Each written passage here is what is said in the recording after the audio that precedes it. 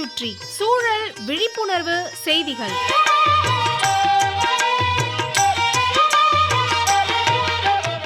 அன்புள்ளம் கொண்ட வேலுசாமி ஐயா அவர்களுக்கு உங்கள் மாணிக்கம் எழுதும் மடல்.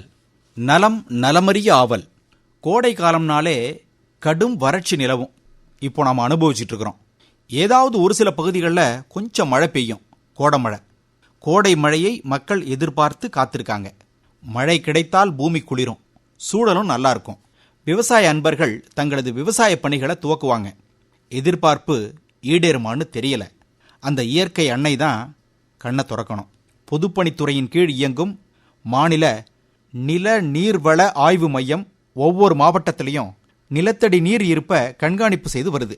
சென்னை தவிர மற்ற மாவட்டங்களில் நிலத்தடி நீர் இருப்பை கண்காணிக்க ஆய்வு கிணறுகளை இந்த மையம் நிறுவியிருக்கு. ஒவ்வொரு மாதமும் நிலத்தடி நீர் இருப்பு ஆராயப்படும். வேலுசாமி ஐயா, வழக்கமான அளவை விட பல மாவட்டங்களில் அதிகபட்சமாக 14 மீட்டருக்கு கீழ் நீர் இருப்பு போயிடுச்சான்.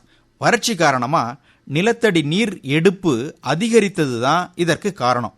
இதே நிலை நீடித்தால் கடலோர மாவட்டங்களில் கடல் நீர் ஊடுருவும் அபாயம் அதிகரிக்கும். கடல் நீர் உள்ளுக்கு புகுந்தா இருக்கிற நல்ல தண்ணியும் வீணா போயிடும்.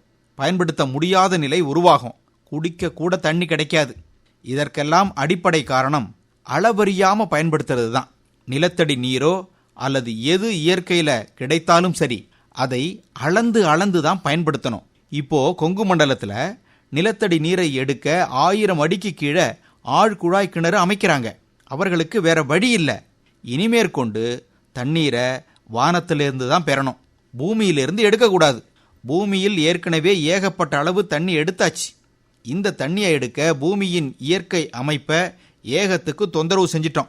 அதனால பூமியில் என்ன மாற்றங்கள் விளைவுகள் ஏற்படும்னு தெரியல. புவியியல் வல்லுநர்கள் பயந்து போயிருக்காங்க. என்ன நடக்கும் ஏது நடக்குங்கிறத அவங்க உணர்ந்ததுனால பயப்படுறாங்க. நமக்கு அதெல்லாம் தெரியல, புரியல. வேலுசாமி ஐயா, பூமி மேலே இனி பச்சை பரப்பு தான் இருக்கணும், பசுமை காடுகள் தான் இருக்கணும். கான்கிரீட் காடுகள் அதிகமாக அதிகமாக சிக்கல் சிரமங்களை நாமளே ஏற்படுத்திக்கிறோம். நமக்கு நாமே சில பல கட்டுப்பாடுகளை உருவாக்கிக்கிட்டு நாம் வாழும் பூமியை பாதுகாத்தால்தான் நமது சந்ததியினர் வாழ்வு நல்லபடியாக இருக்கும். நமது சந்ததியினருக்கு சொத்து சேர்த்து வைக்கிறோம், தேவைதான். ஆனால் அதை விட ரொம்ப முக்கியமான சொத்து நல்லதொரு பூமி, வாழுமிடம், சூழல், பசுமை சார்ந்த நிலப்பரப்பு. ஊரெங்கும் வீடெங்கும் மரங்கள் இருக்கணும். வீட்டுக்கு 10 மரக்கன்றுகள் நட்டு அவை மரமாகணும். அந்த நிழல்ல நமது வீடு, நமது மக்கள் இருக்கணும். இந்த பொறுப்பு நமக்கு இருக்கு. தட்டி கடிக்க கூடாது. எச்சரிக்கை விடுப்பது உங்கள் மடல் மாணிக்கம்.